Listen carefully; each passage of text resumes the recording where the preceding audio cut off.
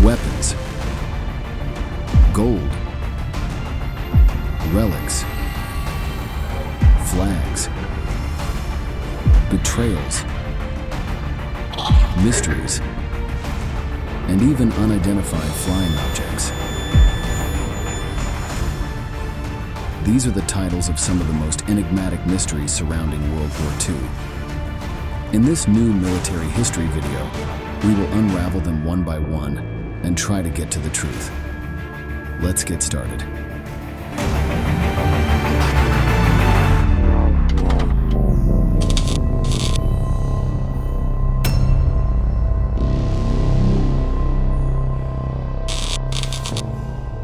There are few more infamous weapons in history than the pistol Hitler used to blow his brains out. It was intimately involved in a pivotal moment in history, but what happened to it remains a mystery. Our first stop takes us to April 30th, 1945. As Red Army forces advanced through the streets of Berlin toward the Führer bunker, Adolf Hitler had to choose between two options: being caught by the Soviets or ending his life. The Führer had two Walther pistols, very popular among European forces, a PP and a PPK. Both would serve their purpose. Hitler had both of these weapons with him in his study on the 30th of April. They had been placed loaded on a table in front of the sofa. At 3:30 p.m., Heinz Linger, Hitler's valet, opened the study door. The first thing he smelled was burnt almonds. It is a smell associated with cyanide poisoning. The Nazi leader and his new wife, Eva Braun, whom he had married 24 hours earlier, decided to follow the same fate, although with different methods. She resorted to cyanide poisoning, while he opted for a shot to the head.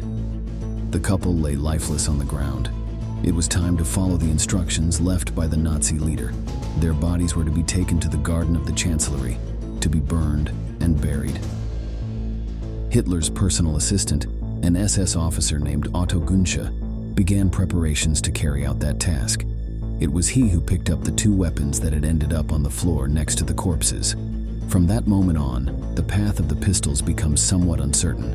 According to witnesses who were in the bunker, Günsche left them on a desk, and that is when another figure appeared on the scene, Arthur Axmann, the head of the Hitler Youth. Axmann picked up the Walther PP and pocketed it. He said he would hide it for better times.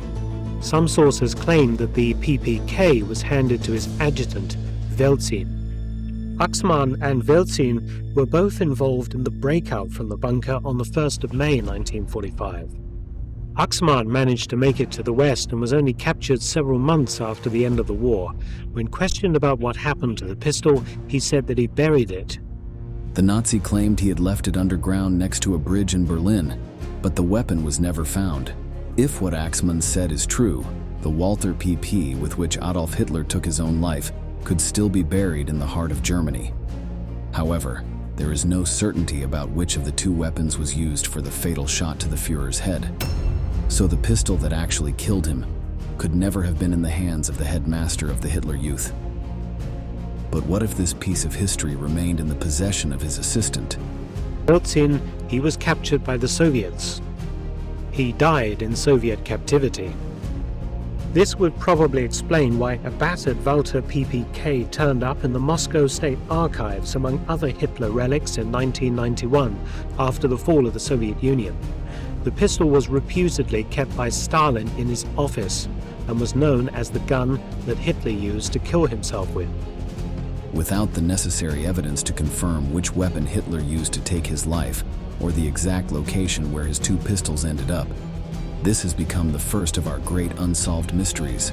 But it is not the only one. The next case is that of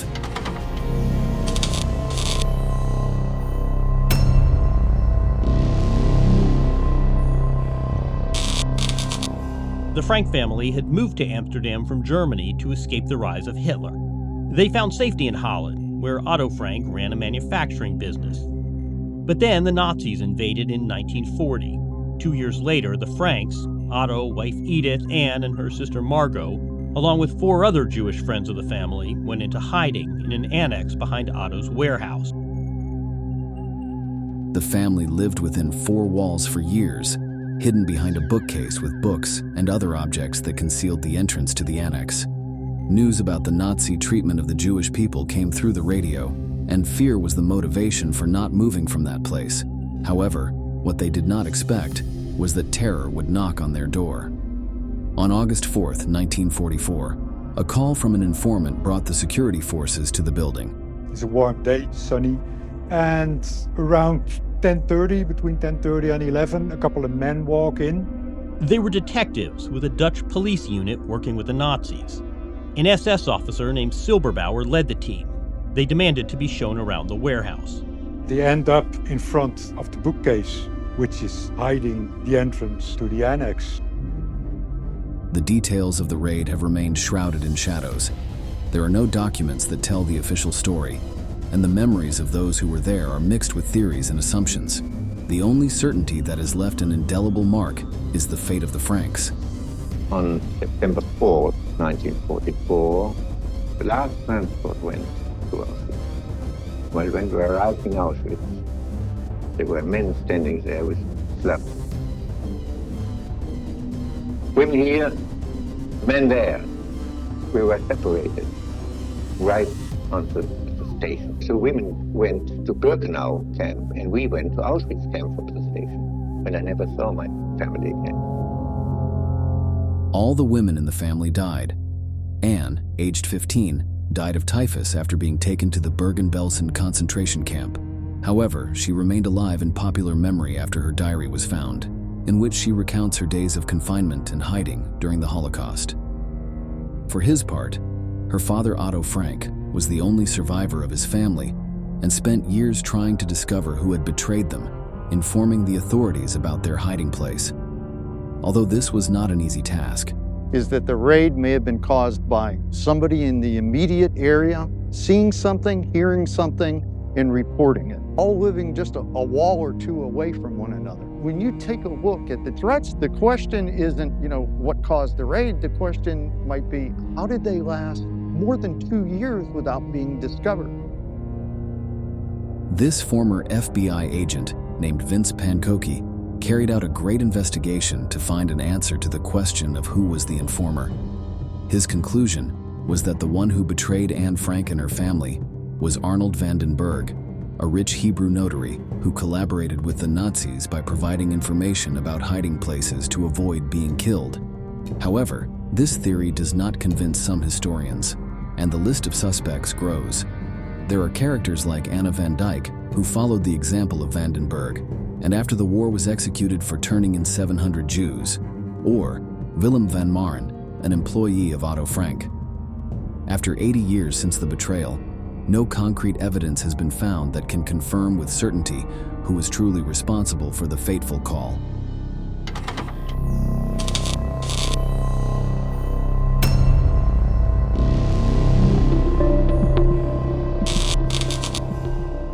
The third mystery takes us to Africa. The Nazis carried out a brutal campaign in the north of the continent from June 1940 to May 1943. The Germans, commanded by Field Marshal Erwin Rommel, also known as the Desert Fox, attempted to replicate the Holocaust in that corner of the planet with the help of Walter Rauff, a member of the SS and a trusted man of Heinrich Himmler. Rauff organized a campaign to extort gold and valuables from Tunisian and Libyan Jews and organized the placing of North African Jews into concentration camps, where several thousand died in Tunisia alone.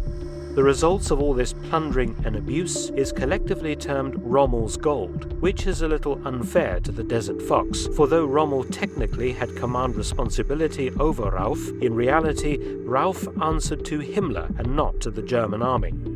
Thus, although legend speaks of Rommel's gold, the Marshal himself did not directly participate in the looting. However, his name served to identify a huge treasure of more than 20 million pounds worth of precious metals and other artifacts taken from the hands of Jewish citizens. However, the moment of greatest intrigue arises when the plan to transport this great loot to German soil is discussed. Rommel's gold was allegedly packed into 6 metal ammunition crates that were shipped by U-boat from Tunisia to German-occupied Corsica. From Corsica, the initial plan was to ship the gold to La Spezia in Italy, and thence by truck to Germany. The problem was that the treasure never reached its destination. According to some sources, the gold had sunk at sea during a dangerous journey. However, new clues to this mystery emerged thanks to the account of Peter Flegg, a young engineer and diver in Rommel's service. He admitted to having been sent under strictly confidential orders to the island of Corsica. There, in an almost deserted German barracks, he met 3 officers guarding 6 metal boxes loaded with the stolen loot. Although the first option had been to transport it through Italy, partisan ambushes and Allied bombings forced them to change their strategy, and the final decision was to hide it on the seabed. As a clearance diver, his task was to oversee the stashing of the crates offshore under the sea in a cavern. According to the evidence of an SS corporal involved in the operation that recently came to light, Rommel's gold was dropped into the ocean about 1 mile off the town of Bastia in Corsica, the exact coordinates noted down in code by the SS. Decades later, those coordinates were supposedly found on the back of a photograph belonging to a Nazi officer. However, time and the sea are relentless. It is feared that the boxes have corroded, leaving the gold buried under layers of sediment at the bottom of the ocean. This story has fired the imagination of treasure hunters, inspiring novels and failed expeditions. But Rommel's gold, if it really exists, still remains hidden, shrouded in a veil of mystery, as impenetrable as the depths of the sea that hold it. However, this is not the only treasure stolen by the Nazis that has generated intrigue and mystery.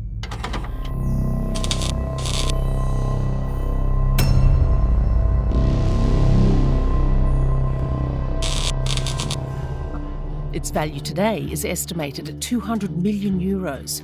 For 225 years, the Amber Room was at the Catherine Palace in Pushkin, a suburb of what's now again called St. Petersburg. Until 1941, when the Nazis advanced into the Soviet Union in a merciless war of extermination. Soviet troops were unable to save the legendary treasure from the German army. In 1716, the Prussian King Frederick I gave the Amber Room to the Russian Tsar Peter the Great in exchange for some rather impressive soldiers. This piece was considered the 8th wonder of the world, a unique room covered with panels of gleaming amber and gold. Not only its beauty, but also its value, caught the attention of the Nazis, who did not hesitate to make it part of their loot. In 1941, German troops advanced east towards Leningrad. They murdered and plundered and sent the Amber Room on its last great journey. Fortune seekers are still searching for the treasure to this day. Art was one of the main targets of Nazi looting during World War II, and this year would be no exception. Although officials and curators at the Catherine Palace attempted to dismantle and hide the Amber Room, all efforts were in vain. The Wehrmacht soldiers dismantled the Amber Room in 1941, packed it up in crates and sent it westward to Königsberg, now called Kaliningrad. The Germans reinstalled the camera on their land to put it on display. However, as war drew ever closer, it was they who became afraid of losing this priceless piece. In March 1944, there are some indications that the Amber Room was again dismantled and packed into crates. But then what? Since that moment in March 1944, we've heard numerous witness statements from people who say they saw these crates. But whether it was actually the Amber Room in those crates is not known for certain. The trail of the art treasure soon gets lost in the chaos of war. The war caused many Germans to flee the regions where the Red Army was advancing mercilessly. The evacuation was carried out by different means, and one of them was by ships, among which was the old cruiser Wilhelm Gustloff. For years, it had provided recreation for German tourists, but on January 30th, 1945, it set sail with thousands of refugees on board, and there is also speculation that it carried the Amber Room. However, the ship was attacked by Soviet submarines and sank, killing 9,000 people. To what extent could there be evidence that there were also important art treasures on board the Gustloff? Well, Was the Amber Room also on board the Gustloff? Or had it been packed up earlier and sent to the German Reich to be hidden? It seems hard to believe that boxes containing several tons of amber could disappear, and many historians have tried to solve the mystery. One theory is that it was destroyed by Allied bombing in 1944. Others believe it is still in Kaliningrad, while others say it sank with the Gustloff and may be lying at the bottom of the Baltic Sea. However, after 8 decades, its true whereabouts remain a mystery, and something similar is happening with another of the great bastions of Nazism, the Blutfahne.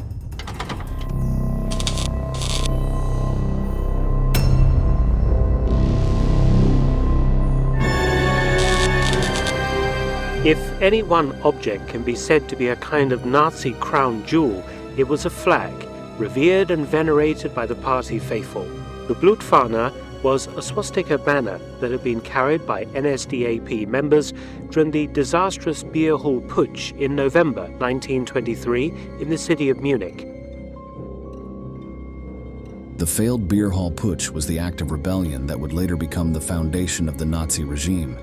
Hitler had wanted to take over the government by force, but was unable to. Yet on that very day, an ordinary flag became an iconic symbol, consecrated by death and fanatical fervor.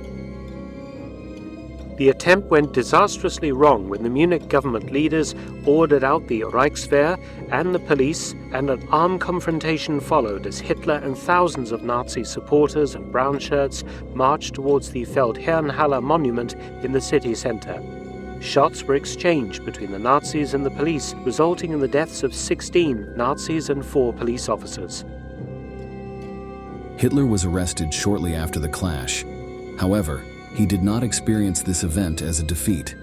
At that moment, he decided that he would rule Germany by legitimate means, and the event became a decisive moment in the Nazi movement. That is why the symbol of the flag stained with the blood of those who fought alongside the future Führer took on great significance. During the fighting, SA man Andreas Bauriedl was shot and killed, falling onto the flag, his blood soaking into the material. The actual standard bearer, Heinrich Trambauer, was also wounded and had dropped the flag. During the confusion that followed, Trambauer was said to have escaped the scene with the flag, removed it from its pole, and hidden it inside his jacket. After the failed coup, Trambauer gave the Blutfahne to a Nazi named Karl Eggers, who brought it to Hitler in 1925 when he was released from Landsberg prison. Then, in 1926, the Nazis' Second Party Congress in Weimar, Hitler, in a ceremony, passed the flag to the head of the SS, Josef Berchtold. From then on, the blood flag was treated as a holy relic and carried by SS Sturmbannführer or Major Jakob Grimminger to ceremonies. Hitler would touch the blood flag against other Nazi banners in a quasi-religious ceremony known as flag consecration. When not in use, the blood flag was kept inside the Brown House, the Nazi Party headquarters in Munich. It was displayed inside a room guarded by SS guards and brought out for major events.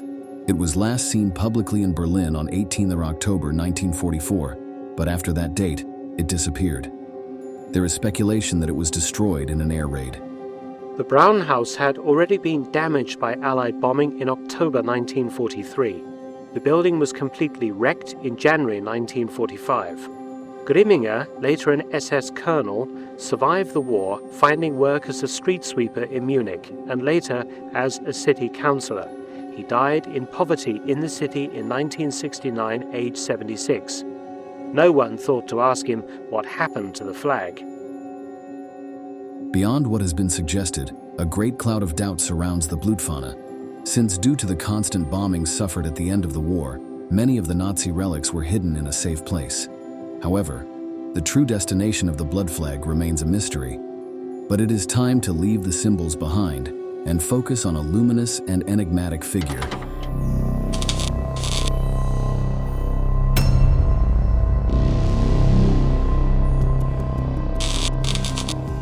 Wallenberg was dispatched to Budapest by the Swedish Foreign Office in order to help rescue over 200,000 Jews who remained there. After the occupation of Hungary by the German forces in March 1944, and with the beginning of deportations, the Swedish legation in Budapest had begun aid operations for local Jews. The plan was to issue Swedish passports so that Jews could leave the country and escape the Germans. But the siege was only just beginning. On October 15, 1944, the Hungarian government was overthrown, and the fascist, anti-Semitic Arrow Cross Party took control of the country. Budapest's Jews were left defenseless against the murderous violence perpetrated on the streets and deportations to the Auschwitz death camp under Adolf Eichmann's direction. To protect them from the Arrow Cross pogroms, Wallenberg, along with diplomats from other embassies, established the International Ghetto in Pest, approximately 30 special residences which housed some 15,000 Jews under Swedish protection. This ghetto was managed separately from the main Budapest ghetto. Its operation required a great deal of organization, food and sanitation arrangements, and funding. As if this task were not enough, the diplomat issued thousands of protective passports over the course of 3 months, saving the lives of thousands of Jews by preventing their deportation. But Wallenberg did not stop there. When Eichmann organized the death marches to the Austrian border, the Swede personally pursued the convoys by car, managing to remove the holders of the protective documents from the ranks and take them back to the city. In January 1945, Soviet forces arrived to liberate Hungary. However, the celebration was short-lived. The Soviets treated the Swedish legation with great suspicion, accusing its staff of spying for the Germans. Wallenberg was summoned for an inquiry at the Red Army headquarters. He went, thinking that, despite the Soviets' hostility, his diplomatic immunity would be enough to protect him. On January 17, 1945, the Soviets arrested Wallenberg, along with the rest of the Swedish legation's staff. All of them, apart from Wallenberg, were released several months later and returned to Sweden. It was from this moment that Wallenberg's trail disappeared. No one knew anything more about him, and to this day, what happened to him remains a mystery. Following his disappearance, the Soviets claimed to have no knowledge of him. German prisoners of war returning from Soviet captivity testified to having encountered him in jails and prison camps in the Soviet Union. In 1956, after significant pressure by the Swedish government, the Soviet Union finally issued a statement claiming that Wallenberg had died in prison in 1947. There are theories that claim he was executed, and others that say he died of a heart attack in a cell at just 34 years old. But what Wallenberg had to endure during his last years of life will remain a great mystery. However, the courage he showed in his fight against the cruelty of Nazism will never let his legend die. But of all these mysteries, there is one that stands out due to its paranormal nature.